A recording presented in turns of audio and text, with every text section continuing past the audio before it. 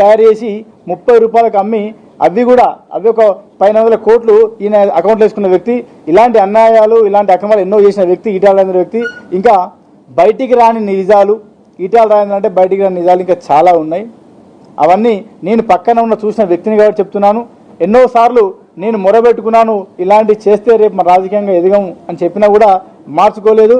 అట్లా ఇలాంటి వ్యక్తి దగ్గర ఉండడం కరెక్ట్ కాదని నేను ఒకరోజు ప్రశ్నిస్తే నన్ను అనేక రకంగా ఇబ్బంది పెట్టి నన్ను వేరే వాళ్ళతోని బెదిరింపులకు గురి చేసి నన్ను అక్కడ నుండి ఆయన చేసే పనిలో ఏదైతే నేను ప్రశ్నిస్తానని చెప్పేసి నాకు అక్కడ నిలబడడం జరిగింది.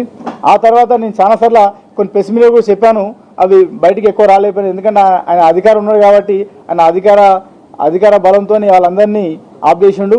సో మాతో కూడా మా మిత్రులు కూడా చాలా మంది ఇబ్బంది పడే వ్యక్తులు ఉన్నారు. నేను స్పెసిఫిక్గా చెప్పేది అంటే ఈటెల రాజేందర్ అనే వ్యక్తి మా ప్రాంతంలో అనేక మంది దళితులను కానీ కుల సంఘాలను కానీ మహిళలను కానీ చాలా వేధింపు గురేసి చాలా ఇబ్బంది పెట్టిన వ్యక్తి. గతంలో చూసుకుంటే ఒక ఎంపీటీసీని కూడా చంపించిన వ్యక్తి, నేర చరిత్ర ఎక్కువ ఉన్న వ్యక్తి ఈటెల రాజేందర్.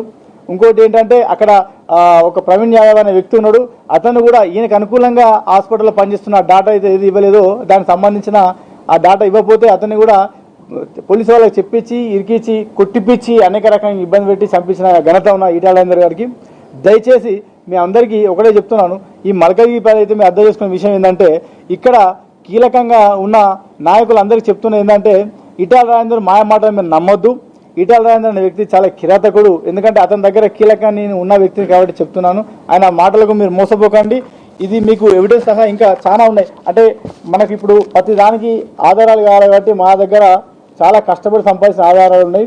అవి కొన్ని మీకు మీ మీడియా వాళ్ళకి వీడియో పంపిస్తాను, మీరే చూడండి. ఆయన ఎలాంటి వ్యక్తి అనేది. ఇతను ఇప్పుడు బీజేపీ పార్టీ పోనికి కారణం మెయిన్ ఏంటంటే ఈ స్కీమ్ నుండి తప్పించుకోవడానికి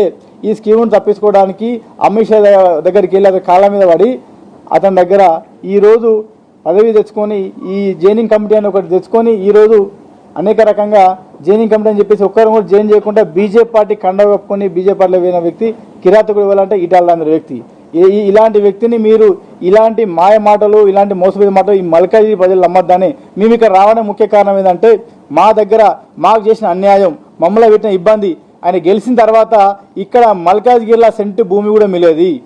మా దగ్గర అంత ఇబ్బంది పెట్టింది కాబట్టి ఇక్కడ మల్కాజ్గిరి ప్రజలకు మేము కావాలని తెలియజేయడం కోసమే మేము ఇక్కడికి వచ్చి ఇక్కడ ప్రెస్ మీట్ ఇవ్వడం జరిగింది. కేవలం మల్కాజ్గిరి ప్రజలు మీరు అర్థం చేసుకోవాలి, ఈటెల రాజేందర్ దగ్గర పనిచేసి కీలకంగా ఉన్న వ్యక్తులు మేము, ఆయన అరాచరిగా మాకు తెలుసు కాబట్టి మీరు దాన్ని దృష్టిలో పెట్టుకొని మీ సరైన వ్యక్తులకు ఓటేయండి. కానీ ఈటెల రాజేందర్ లాంటి వ్యక్తికి మీరు ఓటేస్తే మీ ప్రాంతంలో మీ ఏరియాలో ఒక సెంటు భూమి కూడా మిగిలినని మీకు విజ్ఞప్తి చేస్తున్నాను. మీకు డౌట్ రావచ్చు, ఇన్ని రోజులు మీరు ఎక్కడికి వెళ్ళి ఇప్పుడే ఎందుకు వచ్చిళ్ళు, మీరు ఇప్పుడు ఎందుకు మాట్లాడుతున్నాను. ఇన్ని రోజులు మేము ఎందుకు భయపడి దాచుకున్నామంటే ఆర్థికంగా కానీ డబ్బు పరంగా కానీ పవర్ పరంగా కానీ ఈటెల రాజేందర్ ఒక స్థాయిలో ఉన్న వ్యక్తి. ఆయన తలుచుకుంటే మమ్మల్ని చీమని నలిపేస్తాడు.